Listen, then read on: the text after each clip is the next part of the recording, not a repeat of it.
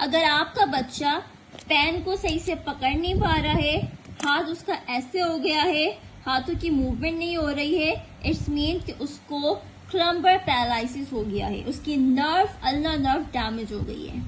Video को मजीद आगे बढ़ने से पहले अगर आप मेरे चैनल पर नए हैं तो नीचे सब्सक्राइब के बटन को प्रेस कर दें ताकि अगली वीडियो की नोटिफिकेशन आप तक पहुंच जाएगी। बच्चे के अंदर अगर क्लॉ हैंड बन जाए इस तरह से, और इसकी जो ये वाली इसको हम कहते हैं मेटाकार्पोफेरेंजियल, ये इस तरह से होंगी, और ऊपर की जो फिंगर्स है जिसको इंटरफेरेंजियल्स कहते हैं, ये इस तरह से होंगी।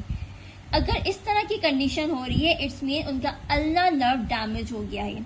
इस कंडीशन को क्लम्पेक्स पैरालिसिस कहते हैं। मसल्स होते हैं आपके पूरे हैंड के मसल्स को सप्लाई करते हैं अल्ना नर्व, और ये पैरालाइज हो जाते हैं और हाथ मूव नहीं करता।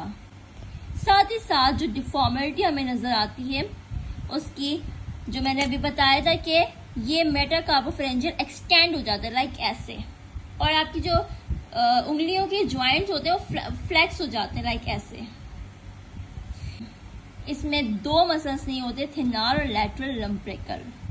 क्लम्पेक्स पैरालिसिस, इसकी site of injury lower trunk यानी कि ब्रेकियल प्लेक्सस, जो मैंने लास्ट वीडियो आपको बताई है जिसमें ब्रेकियल प्लेक्स की इंजरी हो जाती है, उसमें मैंने बताया था अपर ट्रंक होता है, मिडिल ट्रंक होता है, लोअर ट्रंक होता है। इसका जो लोअर ट्रंक होगा जिसकी CAT1 नर्व रूट है वो डैमेज हो जाएगी। क्यों डैमेज होती है? या तो आप गिर जाते हो या फिर बाय बर्ड होती है, या बहुत बच्चों में मिलती है या बड़ों में कि कोई एक्सीडेंट हो जाता है जिसकी वजह से हमारे जो गर्दन से आने वाली ब्रेकियल प्लेक्सस है जो हमारे पूरे हाथ को सप्लाई करती है वो डैमेज हो जाती है, जिसकी वजह से हमारा हाथ क्लॉ हैंड बन जाता है लाइक ऐसे। इसमें जो खास तौर पे दो नर्व होती हैं, एक होती है T1 और एक होती है C8। इसकी ट्रीटमेंट जितनी जल्दी करवा ली जाए उतना अच्छा रिजल्ट आता है, और physiotherapy is the best treatment. सबसे पहले टेंस लगाया जाता है ताकि जो नर्व डैमेज हो गई है उसको दोबारा से रिकवर किया जाए, और फिर उसके कॉन्ट्रैक्चर्स बन जाते हैं तो उसको स्ट्रेचिंग के जरिए कॉन्ट्रैक्चर को दूर किया जाए। डिफरेंट टाइप की मूवमेंट करवाई जाती है, जैसे मूवमेंट सही होती चली जाती है फिर उसमें स्ट्रेंथनिंग एक्सरसाइज करवाते हैं, और इस तरह से हाथ नॉर्मल पर आ जाता है।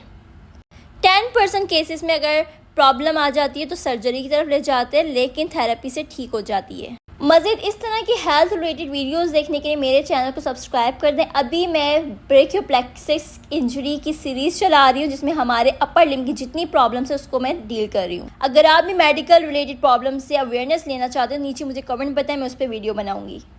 Thank you for watching this video.